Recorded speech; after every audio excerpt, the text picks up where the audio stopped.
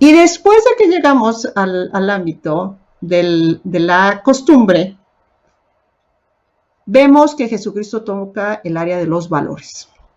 Y le dijo el Señor, muy bien, si tú quieres de esta agua, ve y llama a tu marido y tráelo.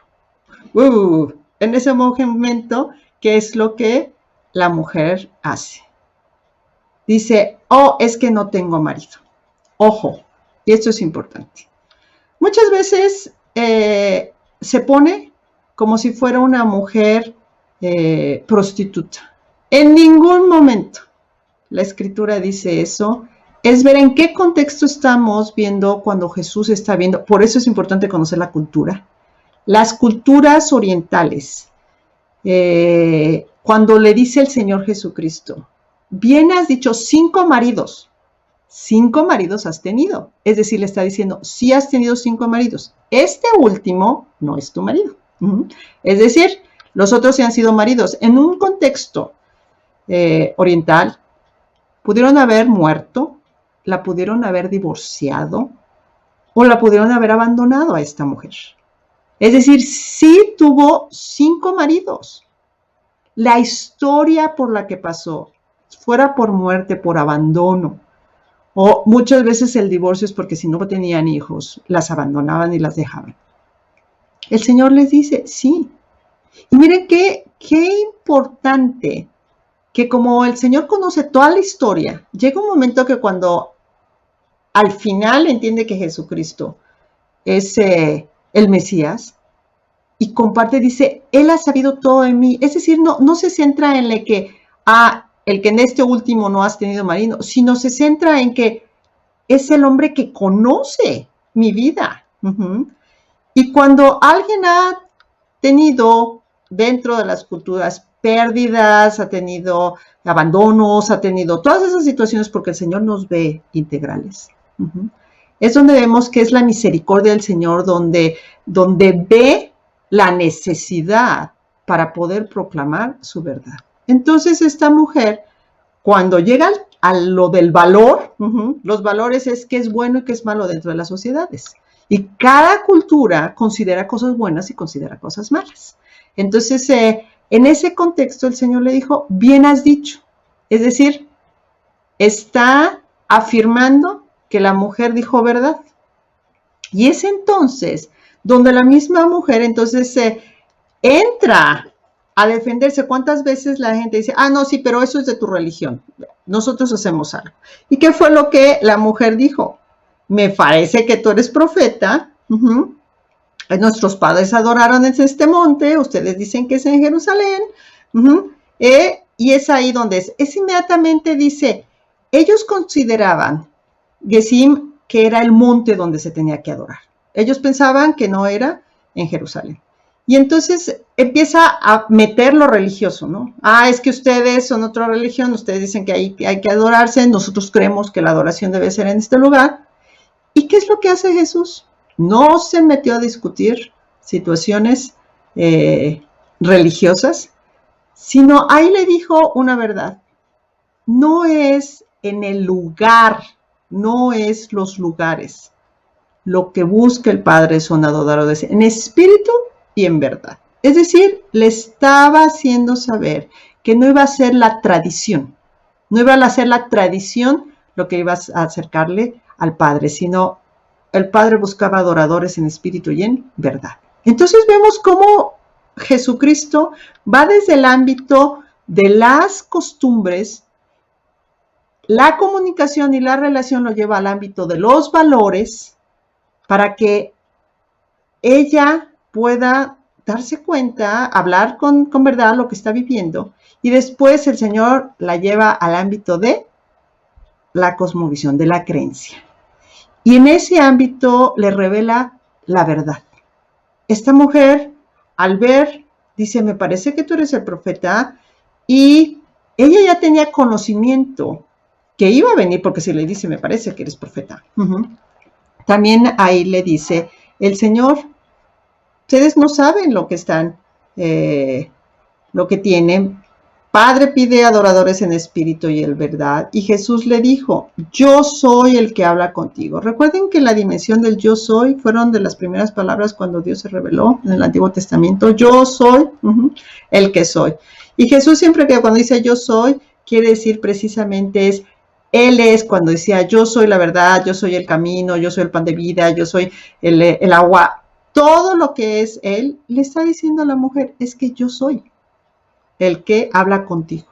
En ese momento de esa revelación de quién es Él, es cuando la misma escritura nos hace saber que venían los discípulos, no entendían porque estaba hablando con esta mujer samaritana, pero esta mujer, ante la verdad de Jesucristo, se olvida que había ido por el agua y era tanta la emoción de compartir esta verdad que se fue a hablar con los suyos. Ojo, si no hubiera sido una mujer en el cual tuviera un respeto dentro de la sociedad, los hombres ni la escuchan. Y esta mujer va, le habla a los hombres seguramente vieron su transformación y regresan porque ahora quieren directamente conocer a Jesucristo. No solamente hablar, porque la misma escritura dijeron, al principio creímos por lo que tú nos dijiste, pero después de que ya interactuaron con Jesús, dice, pero ahora nosotros creemos en Él. Vean cómo el Señor Jesucristo nos enseña la importancia de lo que Él mismo dice. Lleven el Evangelio a todas las naciones, a todas las etnias. ¿Por qué? Porque un día en Apocalipsis dice, una gran multitud de todas las tribus, lenguas, pueblos y naciones van a estar enfrente del Cordero en vestiduras blancas, alabándole por la salvación recibida. Entonces nos damos cuenta que la manera en la cual nos muestra cómo interactuar con las culturas es, tenemos que conocer las costumbres, tenemos que relacionarnos, permitir que la gente del lugar nos ayude en el proceso de conocer el idioma, las costumbres, hacer amistades, el comer con ellos, el interactuar con ellos. Y en la interacción vamos a conocer qué es lo que hay en su corazón, qué hay en su vida. Y ahí es donde vamos a ver por qué cada ser humano, las áreas en las cuales entró el pecado, con la vergüenza, con el temor y con la culpa, cada persona y dentro de las culturas permea eso. Entonces, esta mujer se sintió libre de culpa o libre de temores o libre de vergüenza al tener un encuentro con Cristo y la lleva a llevar el mensaje del Evangelio. Entonces, cuando vemos estas dimensiones, tenemos que ver que si estas tres áreas entraron con el pecado, el Evangelio va a dar respuestas a estas tres áreas. Y es ahí donde vemos que hay las culturas y las dimensiones de las culturas en el mundo se dividen en estas tres. Hay las culturas en las cuales lo que es mayoritario es la culpa. Son culturas de culpa e inocencia, es decir, en las cuales las acciones están basadas en regulaciones, haces algo, tienes culpa por lo que hiciste y por lo tanto tienes que pagarlo y la manera de hacerlo es, eres culpable, si haces lo correcto, entonces eres inocente. Y eso es muy común en las culturas americanas, en las culturas europeas. Es decir, hay una serie de reglas, hay una serie de responsabilidades y que se enfoca en las acciones. Si tú haces algo en el cual está determinado que estás transgrediendo, entonces eres culpable y para hacerte inocente tienes que hacer una acción. Supongamos, robaste un coche, entonces te meten a la cárcel si eres culpable, pero puedes hacer una acción. Puedes hacer trabajo comunitario. Tienes que hacer eso. Tienes que pedir perdón y tienes que hacer una acción para poderlo hacer. Esa es la cultura de la culpa, de la inocencia. Hay culturas de vergüenza y de honor.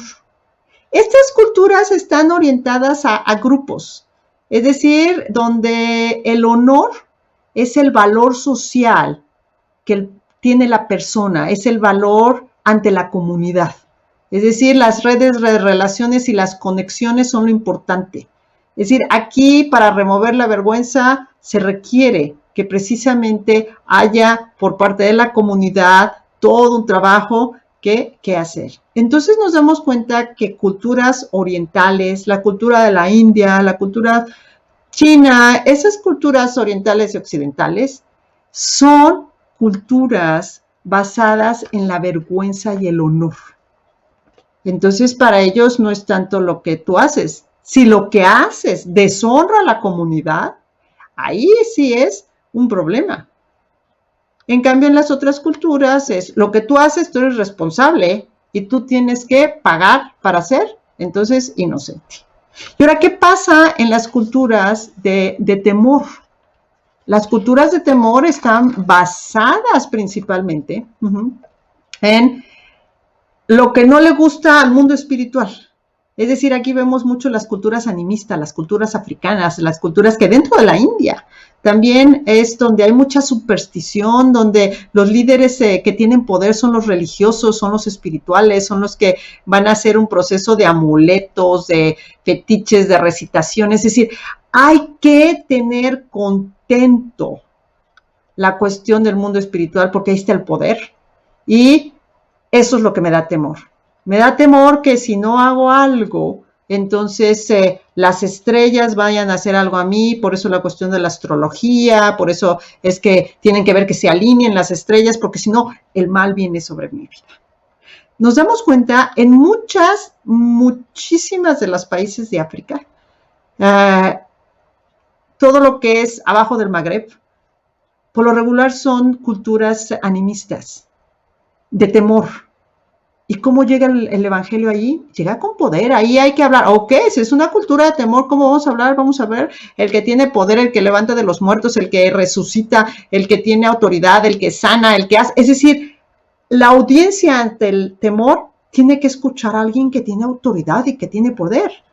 Porque si tú le hablas a una audiencia de una cultura de temor principalmente y empiezas, es que tú eres culpable del pecado y tienes que ser inocente, pues no hay conexión, o sea, tú le estás hablando a otros niveles porque ellos van a captar, caray, es una buena noticia, es buena porque, porque este tiene poder, porque tiene autoridad, por eso es ahí que vamos a hablar de las virtudes. Y tenemos que entender esas tres dimensiones de las culturas. ¿A qué cultura Dios me está llamando? La cultura de la India es una cultura donde se combina el temor con la cuestión de la vergüenza. Es decir, ahí son culturas de honor. Lo que yo hago y va a afectar a la comunidad, es decir, me va a deshonrar, ya no voy a ser parte de la familia.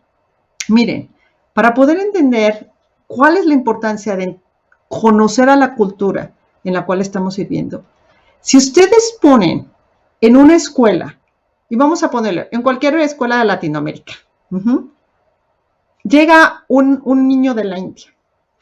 Aquí si el niño se porta mal, el castigo es, te estás portando mal, no vas a tener recreo.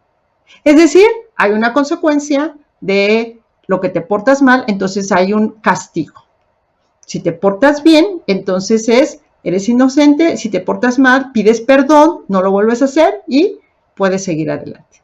Pues resulta que este niño de la India se porta mal, le quitan el recreo y se sigue portando mal y le quitan el recreo y se sigue portando mal, entonces ya la directora es así como que, pues, ¿qué pasa? ¿No? O sea, este niño no responde. Entonces llama a la casa y contesta a una de las tías, porque por lo regular muchas veces son familias extendidas. Entonces contesta una de las tías, va a la escuela. La directora le dice, hay un problema, o sea, el niño se sigue portando mal, se le castiga, se le quita el recreo y a él no le importa. La tía voltea a ver al niño y le dice, tu conducta está deshonrando a la familia.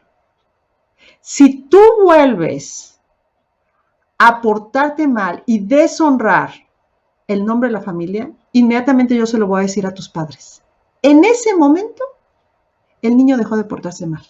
¿Por qué? Porque el valor del honor, de que su acción deshonrara a su familia dentro de la comunidad, era más fuerte que el castigo personal. Es mío. Pero cuando ya una cultura de honra, la acción de uno va a afectar a los demás, es ahí donde vemos que esas relaciones son importantes.